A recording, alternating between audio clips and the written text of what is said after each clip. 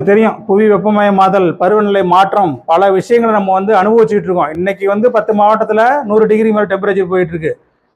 இன்னும் 113 டிகிரி தமிழ்நாடு வருங்கிறாங்க.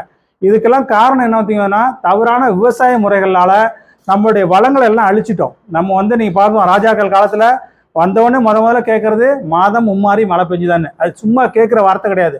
உண்மையிலேயே மாதம் மும்மாரி மழை பெஞ்சுது. ஏன்னா நம்ம தமிழகம் பார்த்தீங்கன்னா மறை மாநிலம். இன்னைக்கு இந்த பாலக்காடு மொத்தம் ஒரு 3000 கிலோமீட்டர் மேற்கு தொடர்ச்சி மலையில் இந்த பாலக்காடு கணவாய் மட்டும்தான் நமக்கு ஓப்பன். இங்கே மட்டும்தான் நம்ம காற்று வரும். இது மூலியமாக மட்டும்தான் கொஞ்சம் மழை வந்துச்சு வழிய, மற்றபடி மழைக்கு வாய்ப்பே இல்லை.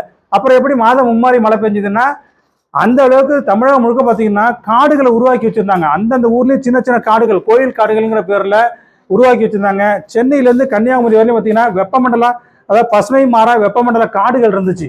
அது எல்லாத்தையும் நம்மளுடைய சுய தேவைக்காக நம்ம அழிச்சிட்டோம். இன்னைக்கு பார்த்தீங்கன்னா இந்த பசுமை பரப்பு